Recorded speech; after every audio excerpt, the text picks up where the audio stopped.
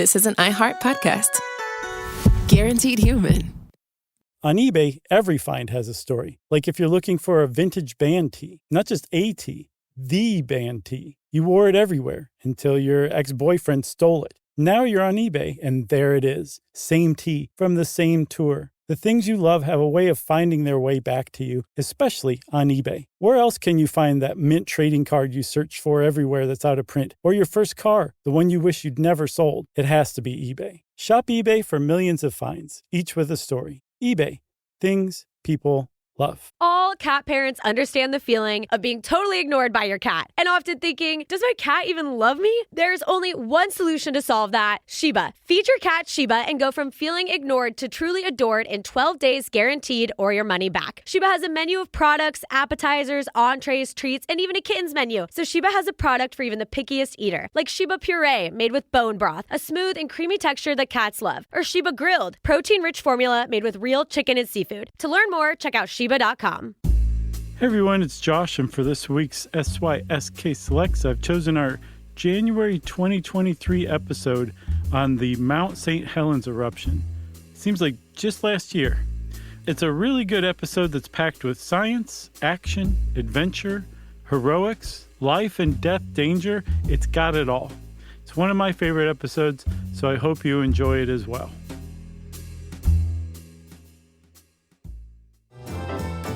Welcome to Stuff You Should Know, a production of iHeartRadio.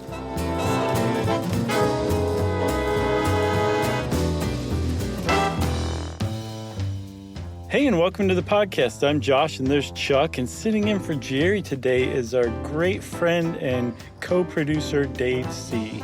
And the C stands for cool. Say hello, Dave. Hi, everybody. That's that's a really great Dave impression. He's a troll. He is. I always hear him as wah, wah, wah, wah, wah. Dave is great. I wish you all knew him, but we do, and so he's ours. You're gonna have to take our word for it. That's right. Speaking of take our word for it, Chuck, I have to say to all the people who don't know much about Mount St. Helens, prepare to have your socks knocked off. Or your lid blown. Or your skin seared off of your muscle. Yeah, this is a good one. This is, this is so bread and butter stuff you should know. It is. I don't know why it took us almost 16 years to get to it. And none of that margarine stuff or low fat. It's like full milk fat butter. Oh, man. Bread and butter stuff you should know. Salted butter even. You like salted, huh? Well, it depends on what you're using it for. I like just plain unsalted butter, even on a bread and butter piece of like bread with butter. Yeah, mainly with like baking and cooking. It's like, that's when it matters. Yeah, I gotcha. What's your brand? Oh, boy, it depends. I love to get I hate to be that guy, but I do love to get the local butter when we go to our farmer's market and get it from our CSA. What's wrong with that? Well, I don't know. People, Chuck, you can't just say parquet, can you? Right, you must be a social justice warrior. You buy local butter. I do like that. What's the stuff, the Irish butter in the grocery store? That's my brand. Kerrygold. Kerrygold. That's good too. Like I've researched it. Like I've literally researched butter because I want to get the most bang for my buck, and it is at the top of basically every list. It's good of like any butter of any kind. It's really, really good butter. Yeah, I totally agree. I love Kerrygold. I take that stuff camping. Yeah. I carry it around in my pocket. Well, I like that you can get a tub. It's a smaller tub, but I do like a spreadable tub as opposed to a stick. I haven't seen the tub. Yeah, we have a stick because we have a cute little butter dish that we use. So we use the sticks. So anyway, back to Mount St. Helens. The episode today, I was 4 years old when this happened, so I didn't know what was going on. But I imagine you were like, holy cow, this is one of the most amazing things I've ever seen on my TV. Yeah, I was 9, and I remember it being a big deal. But it's funny, when I was researching this and then watching, there's a really, really great thing on YouTube that I recommend that A&E put out years ago. It was called Minute by Minute, the eruption of Mount St. Helens. Really gripping stuff, as A&E used to do. You know, they probably still do that kind of stuff. But I don't know. All of the media around it, I was thinking like, man, and I don't know if it was more regional or if it truly was nationwide, but I remember the eruption, but I didn't remember like the 6 weeks leading up to it, which was a very big deal. Yeah. Although I think it was more of like a regional thing for the lead up. And then also if you were a geologist, a volcanologist, a seismologist, anything that had to do with volcanoes erupting or mountains, then it would have been a big deal to you too. And it definitely attracted them from far and wide. And because there was so much warning, and it was able to, and by it, I mean Mount St. Helens was able to kind of draw to it like a magnet, all of these amazingly well-trained researchers. They were there when it went off, and it's probably the best documented volcano in history because of that. Yeah, I mean, because like you said, Mount St. Helens is basically saying, it's coming, everyone. Would you like to document this? Yeah. I'm telling you, again, it's coming. Yep. And I'll show you in lots of different scary ways that it's coming.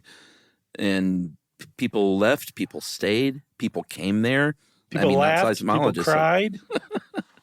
Like tourists came to see this thing. So for sure. Let's get into it. Okay. So just a real quick refresher. We've done volcanoes, and I think we've done super volcanoes too, because that sounds like us. Yeah. 2010 was volcanoes. 2017 was super volcanoes. Okay, so we talked a lot about how volcanoes work in those episodes. So if you want to know a lot more in depth, go check those out. But just as a refresher, for the specific kind of volcano that Mount St. Helens is, it's a stratovolcano, and it's created when one younger plate is subducted under an older plate. And as the younger plate goes down into the bowels of the earth, all of the rock it carries with it gets heated up. Same with water, too. And that stuff travels upward because it's less dense than the surrounding mantle down below. And as it gets closer and closer to the crust, it wants to pop out of there. Yeah. But it can't necessarily. Sometimes it can. And when it can, it just spews out all sorts of molten lava. And that builds the volcano in a kind of a cone shape, which is what Mount St. Helens was up until May 18th, 1980. Yeah. It's a part of the Cascade Arc. Arranged there in the Pacific Northwest. And all of this happened in, geologically speaking, pretty quickly. Yeah. It happened over the course of about 40,000 years in the case of Mount St. Helens, which is pretty speedy. And Ed helped us out with this. We did a great job on this article. And Ed points out that, in the Pacific Northwest, that's why you see so many, sort of coney mountains like that, is because of this Cascade Arc and how these mountains were formed, not too long ago. Right. Yeah, 40,000 years ago, maybe less. 40,000 for St. Helens, and I think the whole arc is less than 100. Right. So the whole thing that's driving Mount St. Helens, and apparently also there's some other, volcanic mountains in the area, like Adams. I think Mount Adams is one as well. Yeah. But there's a magma chamber somewhere under there. I think possibly miles and miles below the surface. But under normal circumstances, like I said, when a stratovolcano is formed, the lava just kind of is able to find cracks in the crust, and like it's released through there, and it builds the mountain up slowly and slowly. But if there's not a crack in the crust, as in the case where Mount St. Helens is, that magma starts to back up. It hits the crust, and it starts to back up below. And all of a sudden you have a lot of stuff going on that makes things go kaboom when the right set of circumstances happens. Yeah, this is pretty notable. This magma chamber is and was quite large. And like you said, it's looking for a place to go. But if it doesn't have a place to go, what'll happen? And as you'll see, this is what happened in the case of Mount St. Helens, is it starts bulging, and like the mountain. If you're a geologist, it's super exciting to see this happen, even though it's very scary and dangerous. But when a geologist sees an actual mountain start to bulge out in a direction, and we're talking, hundreds of feet of bulge over the course of a pretty short period of time, then it's pretty it's a pretty notable thing. And that's exactly what was happening in the case of the magma chamber there in Washington.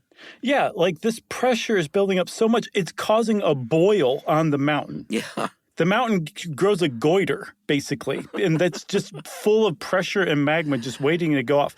It doesn't always go off. And in fact, Mount St. Helens had two bulges, also called cryptodomes, which is pretty awesome, from previous volcanic eruptions. One was called Goat Rocks Bulge, and then the other one was called the Sugar Bowl Bulge. And they just never, like the magma found its way out other ways, but the bulge was left. This is a new bulge, and like you said, it was growing, I think, about 6 feet a day. Every day, it kept growing another 6 feet, which is really fast for a mountain to grow. And that was one of the big signs initially that something was going on. And one more thing before we start to get into Mount St. Helens itself, Chuck. I think we need to say, like, Mount St. Helens was big. It was a big eruption, but it was not the biggest eruption Mount St. Helens has ever had. And apparently the biggest eruption it's ever had came just about 4,000 years ago, which is within traditional, like, folktale memory. Yeah, I mean, it had been an active volcano for 40,000 years, but the big one before 1980 was, like you said, I was trying to look at a specific year, but let's just say 4,000 years ago. Yeah. Because once you get back that far, Who cares? Who cares? But it became, like you said, part of folklore. The indigenous people there, especially the Puyallup people, called the mountain Luit, Loowit. And there was a Luit Brewing Company, so I wanted to shout them out. This is one of those things where I thought, I wonder why, because there's been such a push to change names of things over the past, like, decade or so. This is one that it seems so, like, sort of egregious that we should call it Luit and not Mount St. Helens. Right. That I'm pretty curious. I'm sure there's been pushes over the years to get it changed, but the Europeans, of course, named it Mount St. Helens in 1792 after Captain George Vancouver, if that name rings a bell, it should, gave the name of it because of a diplomat named Alan Fitzherbert. Didn't call it Fitzherbert Peak or anything like that. Okay. Because his noble title was Baron St. Helens. Thank God. But here's the rub, is that Alan Fitzherbert never even saw Mount St. Helens, the mountain named after him. So, like, I don't know. Maybe let's call this one Luit. Yeah. I think that's a great idea, actually. And the reason they call it Luit, she was named after a famous volcanic fire tender woman. And Luit and a couple of other men who fell in love with her and fought for her Luit became Mount St. Helens, or Luit if you want to call it that. And then the other men who were fighting for her became Mount Hood and Mount Adams. They were smited by the creator god and turned into mountains for fighting. And there's legends not just from the Puyallup, but other indigenous tribes around the area that something really big happened, and it looks like what it is a geomyth, which we've talked about before, and I think the Great Floods episode, that has been handed down generation after generation that describes this enormous eruption 4,000 years ago. Pretty good stuff.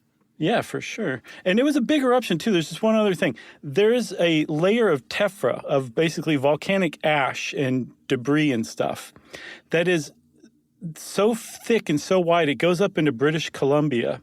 And 62 miles away from Mount St. Helens, it's still 20 inches thick, almost 2 feet thick of ash, 62 miles away. That's how big that 4,000 year ago eruption was. That's huge. And all this to say that Mount St. Helens, which has an S, by the way. Did you know that? Yeah, I did. You keep saying Helen. I just wondered. I'm being short because Okay. I don't want to take up too much time talking about certain things. Oh, that's good. That reminds me of the guy in college who fell on the sidewalk and his books splayed out, and then he acted like he was reading. Yeah, I love that story. I forgot about him. All this to say is that Mount St. Helens had been, had a long history of activity. So it's not like anyone ever thought, well, that thing is done and it's never going to happen again. No, definitely not. Because also in the 19th century, there was a lot of eruptions, too. There's a painting by a Canadian artist named Paul Kane who painted an 1847 eruption. So, I mean, starting in the 19th century, Mount St. Helens was documented pretty clearly, scientifically, too, as being an eruptive volcano, a disruptive volcano, you can almost say. All right. Shall we take a break? Yeah, That's a nice prelude. I think so, too. All right. We'll be back right after this. Learning stuff with Joshua and Charles. Stuff you should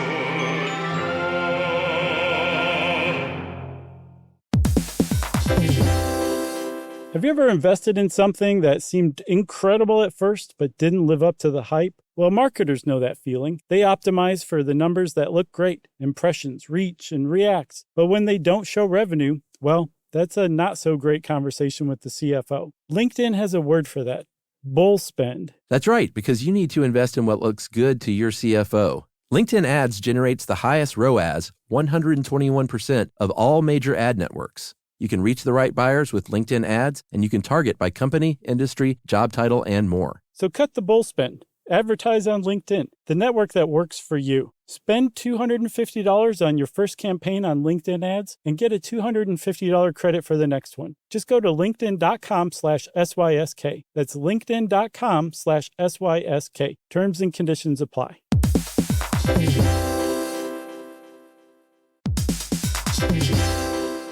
Hey everybody, we're here to talk to you about Wayfair, who believes that spaces should be functional, they should be comfortable, they should be well designed, and they can be well designed by you with their help. Your updated space should feel more comfortable, inviting, and practical for everyday use. And we're talking about outdoor seating. We're talking about grills. We're talking about major appliances. If you need storage solutions, Wayfair can help you out. Patio lighting, rugs, decor. It is your one-stop shop for home. Yeah, I mean, it's getting nice out, so it's time to think about living outdoors for the next few months. And Wayfair knows that outdoor furniture, it's heavy, it's intimidating to assemble. So Wayfair has stepped in and said, we're going to handle the hard part so you don't have to. That's right. You can shop Wayfair Verified, your shortcut to the good stuff. And that means their team of product specialists are going to vet everything by hand using a 10-point inspection, testing things like, quality materials, functionality, and features, and even how long it takes to build that piece of furniture. And the overall experience save time, reduce hassle, and improved convenience. Patio season is here, and these deals won't last. So head to wayfair.com right now to get your outdoor space ready for way less. That's WAYFAIR.com. Wayfair, every style, every home. On eBay, every find has a story. Like if you're looking for a vintage band tee, not just a tee, the band tee from the last show your favorite band ever played. You wore it everywhere. Then your girlfriend started wearing it, which was cute, until she dumped you and took it with her, which was not so cute. Yeah, well, anyway, now you're on eBay. And there it is. Same tee from the same tour. Still living in your memory, rent-free forever. See, the things you love have a way of finding their way back to you. But eBay isn't just for getting whatever your ex-boyfriend or girlfriend stole back, right? No, it's also for that rare championship foul ball you caught, then heroically gave to the kid next to you. And where else are you going to find your first car? The one you wish you'd never sold. But now, finally get the chance to take it back home. For good this time. So shop eBay for millions of finds, each with a story. eBay. Things people love. Everyone knows winter is the real mess maker. You don't need WeatherTech floor liners for summer unless you hit the beach and half the beach ends up back in your car, or the campsite dirt ends up in your trunk. Then you'd want a cargo liner, or a road trip goes sideways, lemonade spills, ketchup goes rogue, ice cream drips. Yeah, you'd be pretty happy about those WeatherTech seat protectors. So just to be clear, as the mud you're inevitably going to step in this summer, you don't need WeatherTech unless you plan on doing summer. Visit WeatherTech.com today.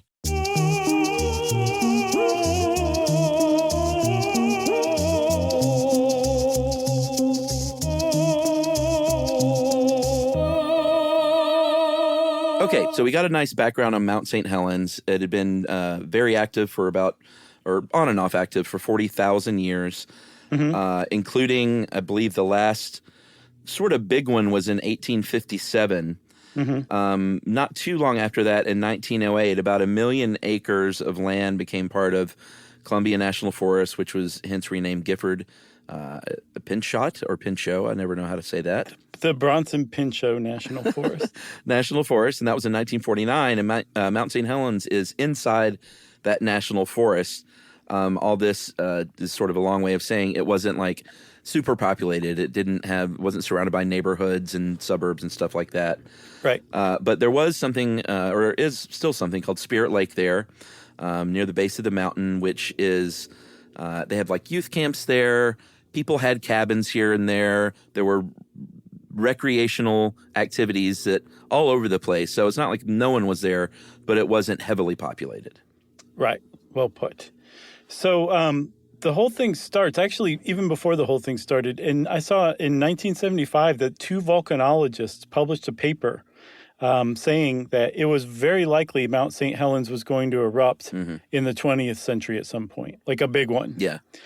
And 5 years later, on March 20th, 1980, the whole thing was kicked off by a 4.0 earthquake, which is nothing to sneeze at. And it was at the mountain. Like, this earthquake took place at the mountain. And all of a sudden, within 5 days, there were quake storms. There was 24 quakes of 4.0 or greater within 8 hours. Oh, man.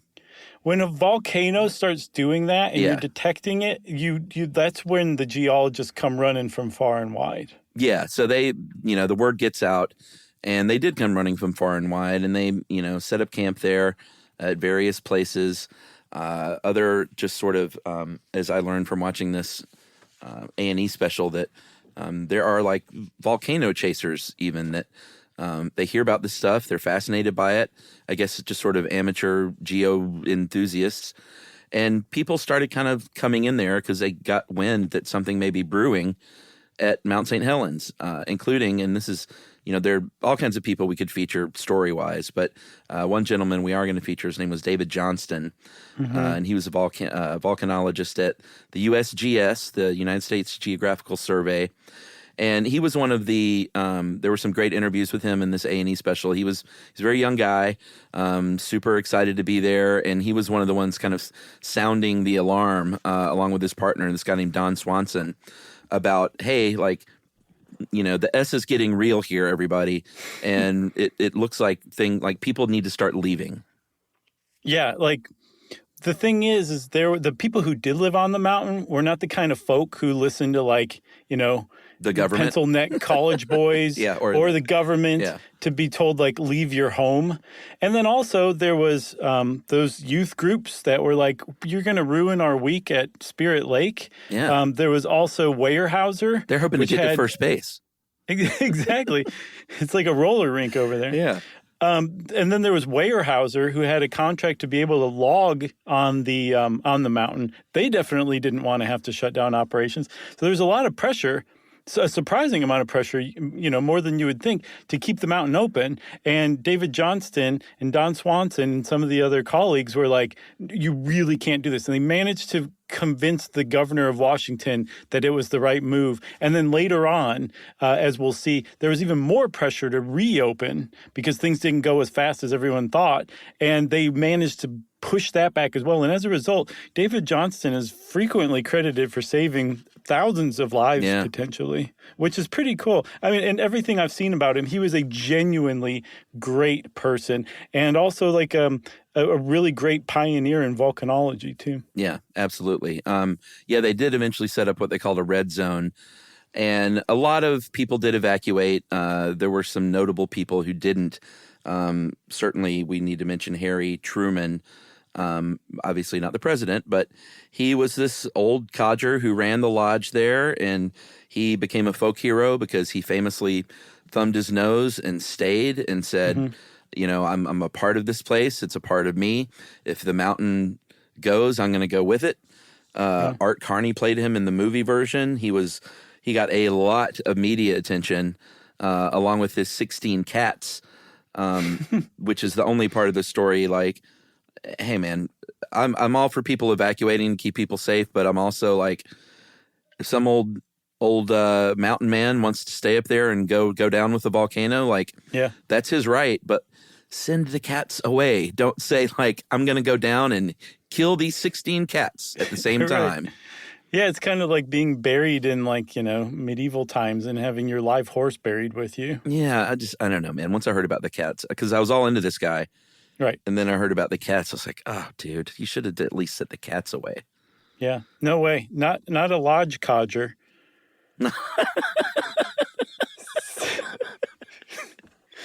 So Harry Truman will come back in. This is Harry R. Truman, by the way. Everybody said his middle initial to differentiate him. Right. He'll come back in later. But so the last thing that happened on the mountain, March 25th, in 8 hours, there's 24 4.0 or greater magnitude earthquakes, and that brought everybody running. This whole thing was so perfectly planned that on the day of the eruption, there was the mineral and gem show in Yakima, like I think less than 100 miles away from Mount St. Helens. So anybody who had anything to do with geology just happened to be in the area or was purposefully in the area. Yeah. And then on March 27th, it's just getting more and more and more. There was an actual eruption, right? Yeah. So this was, compared to what eventually ended up happening, you could call this a sort of mini eruption, even though it made a big boom. Apparently, it was a pretty cloudy day, so it wasn't super visible, but the ash column went up 6,500 feet into the air. That's nothing to sneeze at. And a new crater formed at the summit, which grew to about 1,600 feet wide. Mm-hmm. So it was a major thing. There was another one on the 28th, again throwing ash into the air. And this is like basically from that point through the big one in mid-May, it was just constant warning, constant upheaval, mudslides, avalanches, craters growing. And like the mountain is saying, like, it's going to happen, people. This is not a false alarm. Right. Until things calm down. And that's what you were talking about earlier. Like things kind of settled down on, what was that like? Around the 15th. Yeah, around basically. the 15th of May, to where the people got antsy that were evacuated and said, hey, listen, we want to go back and check on our stuff. Yeah. And the governor eventually was like, all right, I think at the time, and I think Washington still is a little bit of one of those like, not quite live free or die, but like, all right, listen, these people pay taxes. They want to go back to their homes.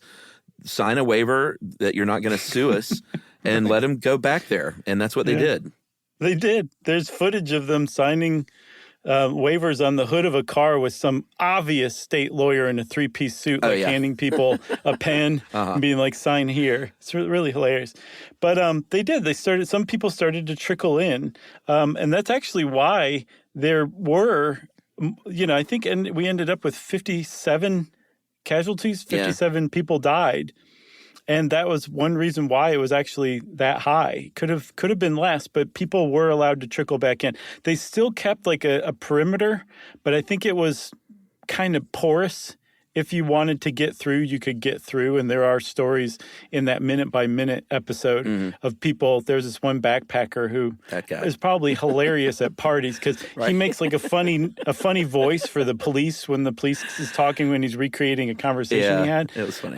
He snuck through with friends. There are a lot of people on the mountain that otherwise might not have been had they kept it closed. But they did open it up a little bit.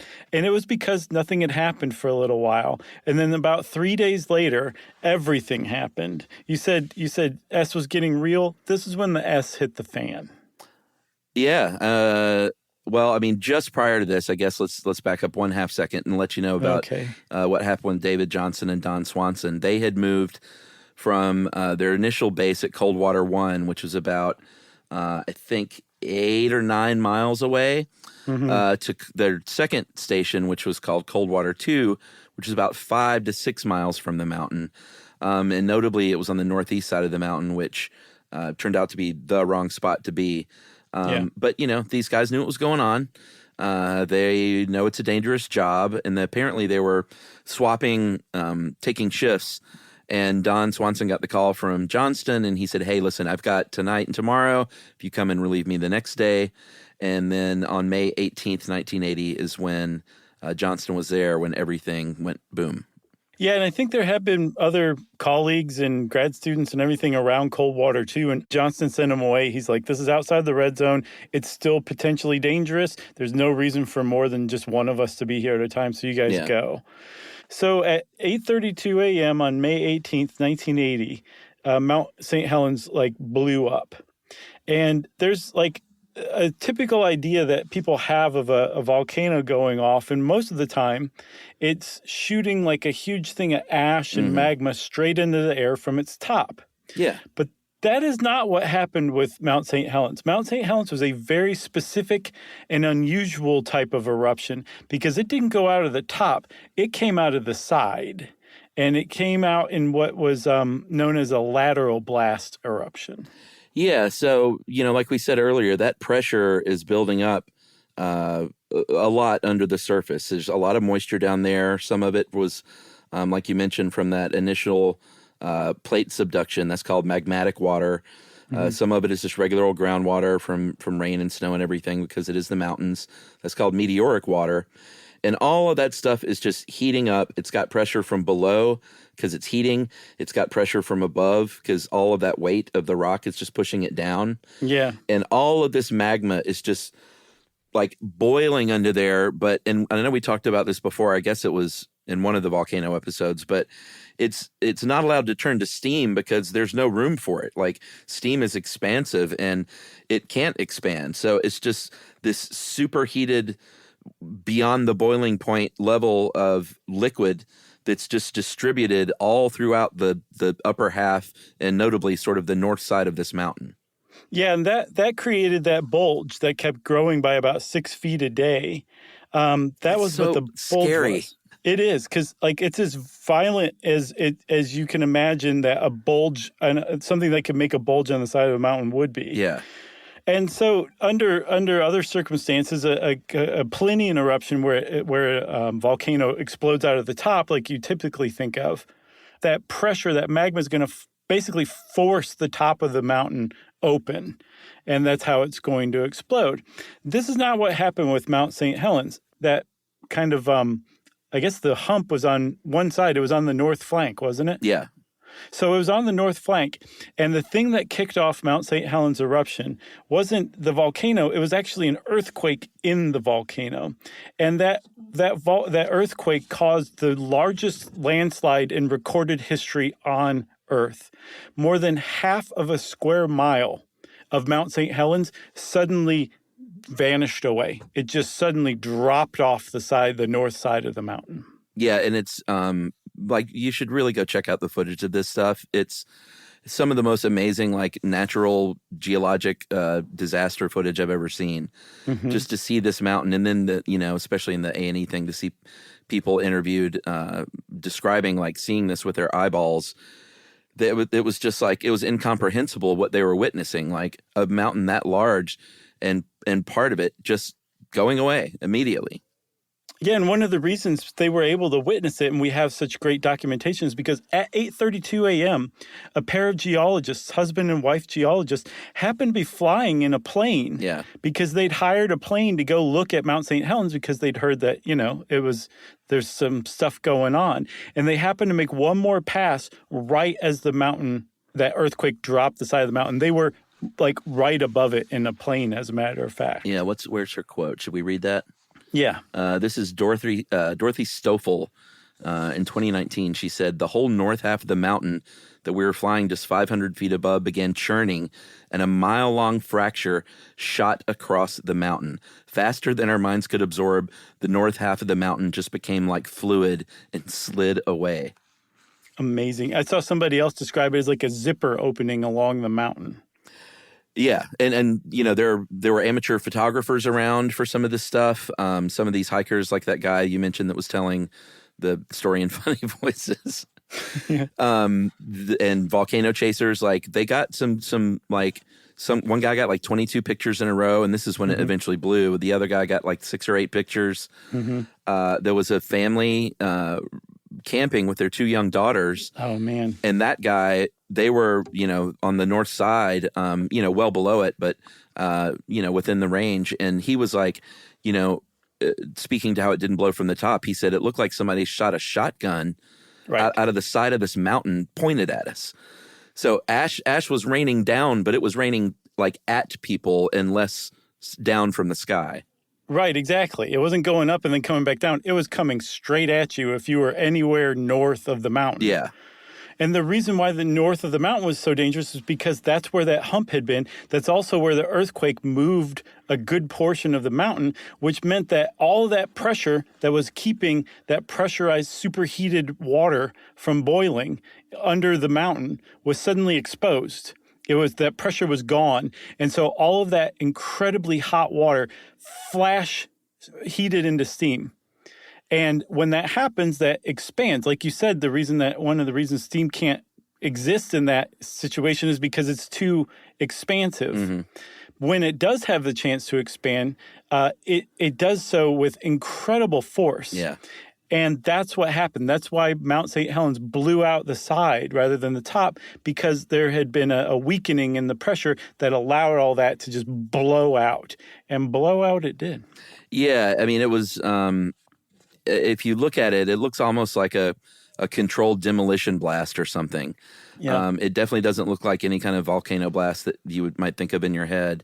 It happened kind of all at once, and it was a 24 megaton blast, which I know everyone always tries to compare it to like Hiroshima. It was 1,600 times as powerful as the Hiroshima atomic bomb.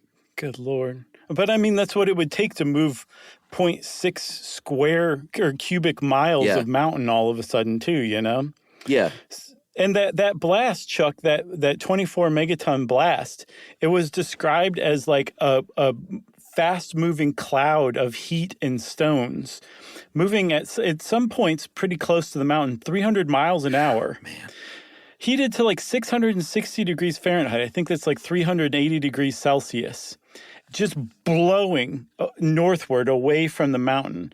And everything within 8 miles of that of the mountain was in that blast zone. And if you'll recall correctly, David Johnston's Coldwater 2 camp was within about 5 miles. Yeah, he obviously didn't make it. I think they found pieces of his trailer like a decade later. He had time to send out one signal, which was over his radio, Vancouver, this is it. The only person to pick that up was a ham radio operator nearby. And they renamed that area Johnston Ridge in his honor. Obviously, Harry Truman perished along with those 16 cats. And he was close enough to where I saw that they said that he and everything around him was basically instantly vaporized. Like he wouldn't have felt anything. It would have happened. His death and vaporization would have happened in like less than a second. Yeah, I have the impression the same thing happened to David Johnston, and also that ham radio operator who was volunteering to kind of document it. He documented David Johnston getting covered up. He said, gentlemen, the camper in the car that's sitting over to the south of me, he was talking about David Johnston, is covered. It's going to hit me too. And that was Jerry Martin, that ham radio operator, and that was his last transmission. Man. He was vaporized as well, essentially. Everything north of the mountain within 8 miles was just destroyed. Like entire 100-foot trees that were like 10, 12 feet in diameter, just completely flattened and also denuded of any bark on the way as well. And this was just a blast. That the landslide that was created from the earthquake that initially triggered the eruption, that had some incredible effects as well. Yeah, because what you've got, beyond this avalanche happening is you've got all of a sudden all this heat happens in a place where there's a lot of snow. So that snow melts, all that glacier ice melts, and you have flooding and you have mudslides, and you have a word that I had never even heard of before Ed included it in here, which was lahar, which sounds like just a mudslide on steroids. Yeah. Like a mudslide carrying ammunition with it. Right. And this is just raining down everywhere and like causing a path of destruction that hasn't been seen in like modern times in this country. Yeah, it was like it had so much power, Chuck, that slide did. That one part of it was carrying chunks of rock as big as 558 feet or 170 meters across. Wow. That's as big as a 50-story building. It was moving rocks that size. Holy cow. Fast as you can imagine down the mountain into the valleys. And I saw it described as if you were watching it from a ridge, as some people were, like far away, you would see the cloud or the debris starting to come at you. It would disappear into a valley, and then all of a sudden it would come up over the ridge and keep going. It was just filling valleys with rocks and debris. It's unimaginable trying to grasp what happened. And it's even crazier that some people were actually there watching this happen. Crazy. It is crazy. You want to take a break? Yeah, we'll take a break and talk a little bit more about the after effects right after this. Learning stuff with Joshua and Sean.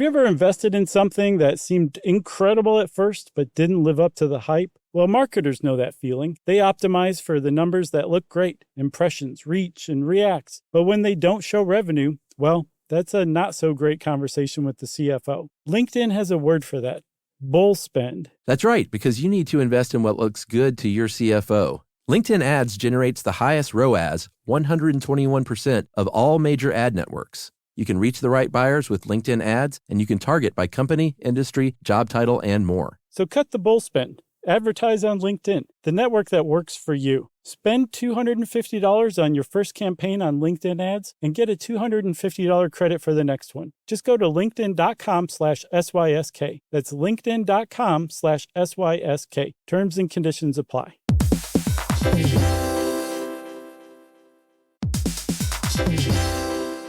On eBay, every find has a story. Like if you're looking for a vintage band tee, not just a tee, the band tee from the last show your favorite band ever played. You wore it everywhere. Then your girlfriend started wearing it, which was cute, until she dumped you and took it with her, which was not so cute. Yeah, well, anyway, now you're on eBay. And there it is. Same tee from the same tour, still living in your memory, rent-free forever. See, the things you love have a way of finding their way back to you. But eBay isn't just for getting whatever your ex-boyfriend or girlfriend stole back, right? No, it's also for that rare championship foul ball you caught, then heroically gave to the kid next to you. And where else are you going to find your first car? The one you wish you'd never sold. But now, finally get the chance to take it back home. For good this time. So shop eBay for millions of finds, each with a story. eBay.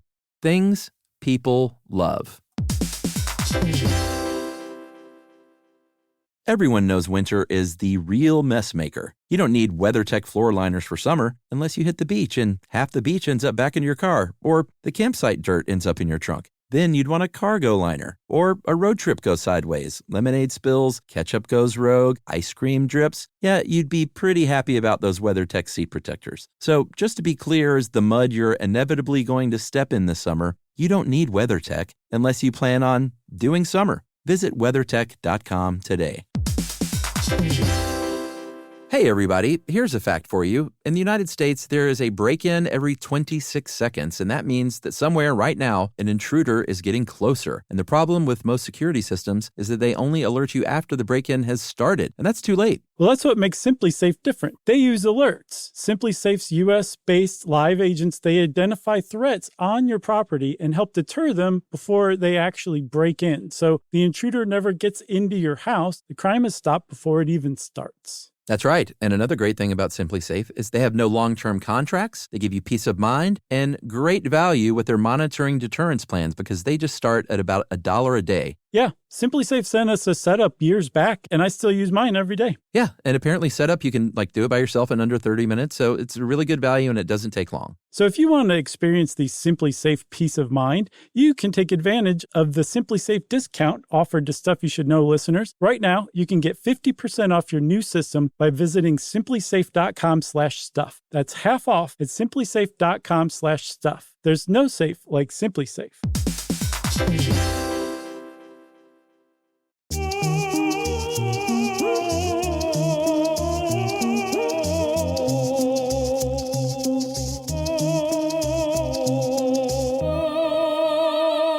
Okay, and we're back. And as Chuck promised everyone, it's After Effect time. Well, we talked a little bit about it. Obviously, Spirit Lake, which we mentioned at the beginning, which was at the base of the mountain, has a very strange effects on bodies of water. It did two things. It made the lake larger, but it also made it shallower because it just flooded all this water down there and raised it such that the outlet was basically dammed up. And so the lake got a whole lot bigger, but it reduced its depth by about 80 feet. I think 5 years later, they built a spillway tunnel to control the depth of the lake. 200 homes and cabins and about 200 miles of road and railways were completely obliterated. Yeah. I also saw that lake was now 200 feet higher in elevation than it had been before.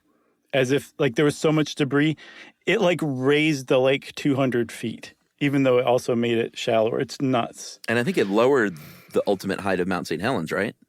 Yeah, I can't remember. I think by like 600 meters or something like that, some ridiculous amount of height just blown off. And that was another thing too, like the after effects of it. If you look at Mount St. Helens today, or especially like right afterward, turned into like an amphitheater. Yeah. Like the north side was blown out and the other sides were kind of curved around. And what was neat is one of the huge after effects of Mount St. Helens, one of the more positive ones, is I saw it described as like a crash course for volcanologists and seismologists and everybody who are now just had this amazing natural laboratory to study in. And that the eruption, because it was a lateral blast, opened up like basically a cross section of the mountain that they could study now its past history from the inside out, which I thought was pretty neat.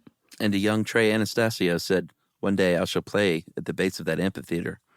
Oh, did he? And bore people with noodling on my guitar. Did he? They played there? No, I don't think so. I don't think there's anything there. I was just kidding. Oh, wow. That was just completely made up. Oh, yeah. I never will miss a chance to take a ticket fish. I'm with you.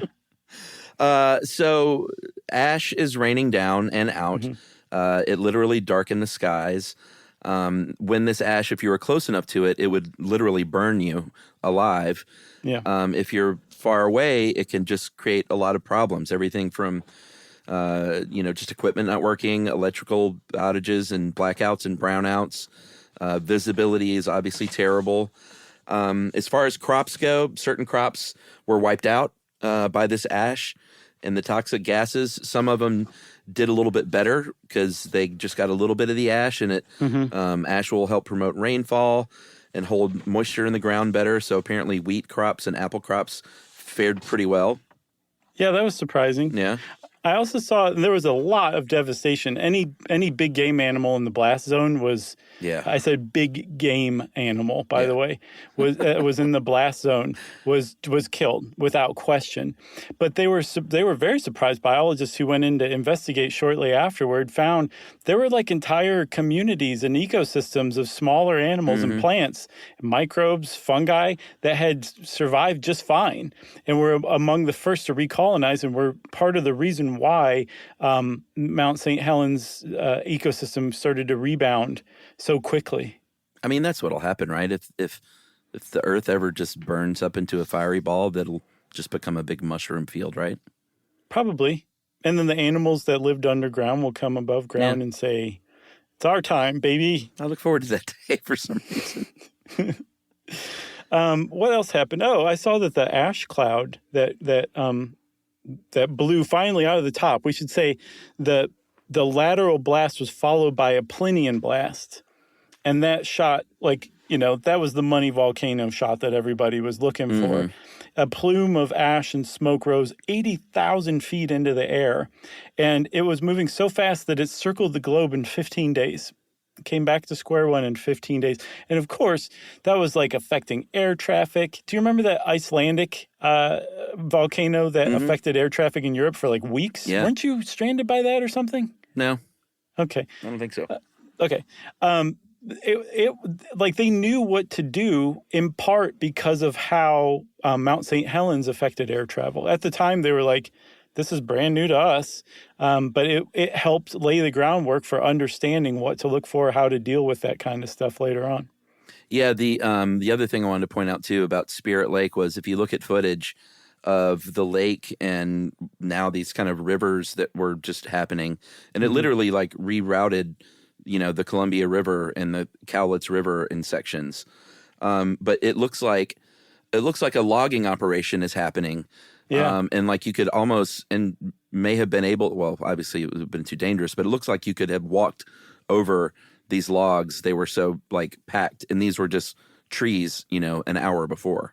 Yeah. If you could do that lumberjack log rolling thing, you could have probably made it across the lake. Probably could have. But there, in that minute by minute episode, there was a pair of high school sweethearts who'd been camping. Yeah. And they had a harrowing experience because they both got thrown into Spirit Lake, and the boyfriend was able to rescue the girlfriend as the logs were starting to close in on him. He pulled her out from the lake, and they were hanging on to logs when they finally made it out and were rescued. That happened. That happened to somebody. Yeah, they were in their car Oh, is that how? And that's how they got in the lake? They were in their car? Yeah, they said it just picked them up, and they were driving, and then they were floating. And they said that she said, like, my instinct was to get out of the car, but there was like nowhere to go. Right. Yeah, because there were trees everywhere floating around beside them, right? Yeah, and this is, these are just sort of, that's what's so cool about the special, is it really brought in the human element of these people that were around there. Right. And they all survived because they were being interviewed, obviously. Dorothy Stoffel, who was the geologist that was flying with, I guess it was her husband, Keith, or was that her brother? Her husband, Keith. Oh, okay. They survived that plane flight. Like, they got out of there. There were stories of people that literally, it was like from a movie, drove, 110 miles an hour, like outrunning this ash debris slide coming at them. Right. Yeah, and some people didn't make it. There was one guy who was chronicled in that was driving as fast as he can, and the blast just caught up with him and buried him in the ash. And he probably died pretty much instantly. But like, again, that happened to people. There's very famous footage of a house just flowing down like a newly engorged mudslidey river. Yeah. Moving so fast that you probably could have towed water skiers from the house, essentially. It was moving that fast just down the river. So, I mean, again, it was one of the most documented volcanic eruptions of all time. So there's really amazing footage on there, or just on the internet is what I mean. But that wasn't the last time that Mount St. Helens has erupted. I think it erupted a few times between 1980 and maybe 1996, I think. Yeah. And then the biggest one recently was between 2004 and 2008. Yeah, it started sort of getting a little more active again. This time, though, one of the things that, to the benefit of the surrounding area when a volcano blows like that, is that pressure is released. Mm-hmm. And it's going to take a long time to build back up to that level again, kind of depending on how it reforms on top of it. But this time, apparently, there are more ways for this pressure to be released.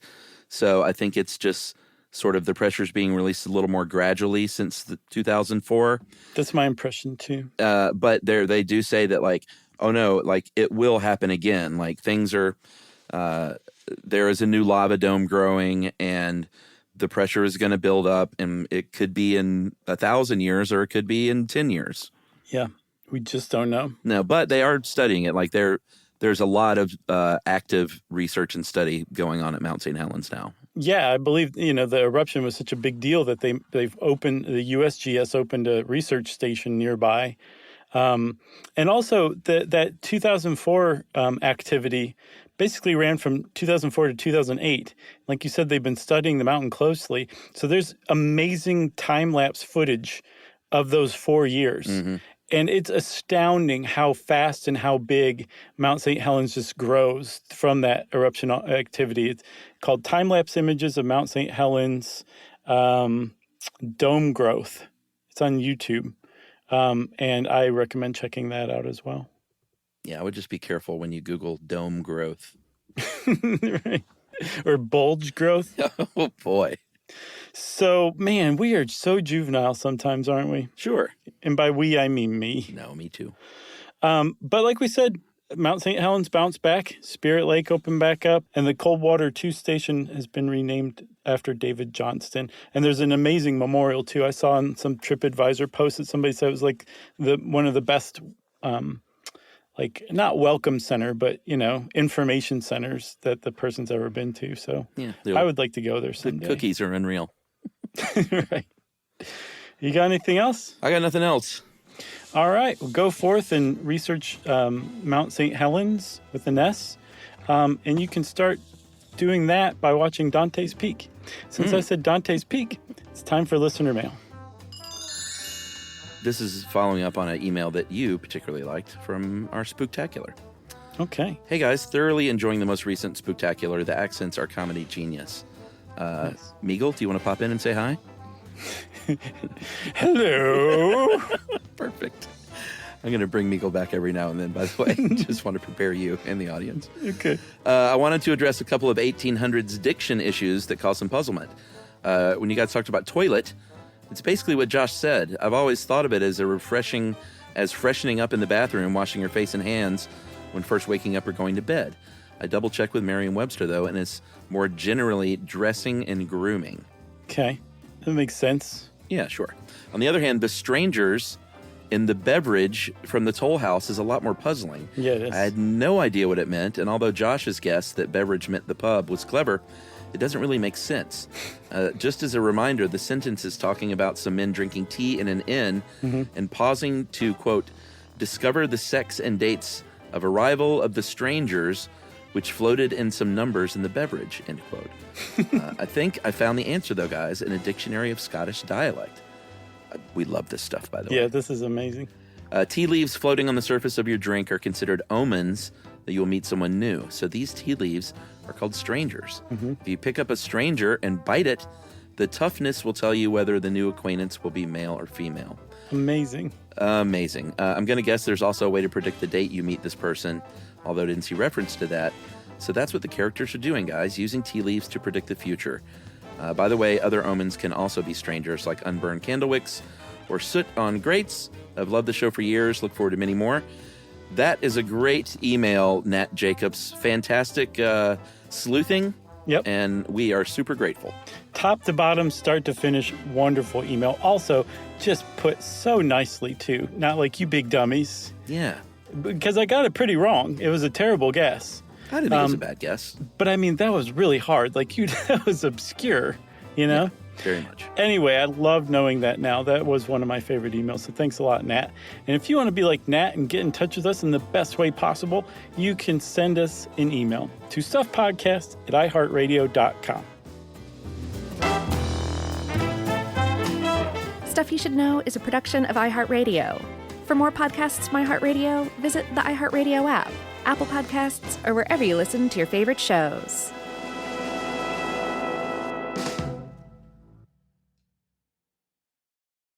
Mom, can I have Lingo Kids? Dad, Lingo Kids, please! When did we become the Lingo Kids house? No idea. Last week it was dinosaurs. This week it's... Lingo Kids! Why Lingo Kids? Because it's the best thing ever. We can play games with astronauts, wild animals, and superheroes. With more than 4,000 interactive games, songs, and shows, Lingo Kids is the #1 entertainment platform for young kids. So, no dinosaurs? And dinosaurs! Lingo Kids! Everything kids love. Download it for free. You know, you could be adored by everyone and still completely ignored by your cat. Trust me, I know. But if you feed your cat Sheba, you can go from being ignored to truly adored in 12 days guaranteed or your money back. Sheba has a full menu of products, appetizers, entrees, treats, even a kitten's menu. It's so cute. So Sheba has a product for even the pickiest eater. Like Sheba Puree, it's made with bone broth, their chef-inspired flavors. It's got a smooth and creamy texture that cats love and contains no corn, wheat, soy, or artificial flavors. It's food that your cat's gonna love. To learn more, check out Sheba.com. That's SHEBA.com. Service opens doors, and at American Military University, it can open doors for the whole family. If you have a loved one who served in the military, you may qualify for reduced tuition. AMU offers flexible online programs designed to fit your schedule, so you can keep moving forward wherever life takes you. Learn more at amu.apus.edu/military. Open doors to the future for you and your family with the help of American Military University. This is an iHeart podcast. Guaranteed human.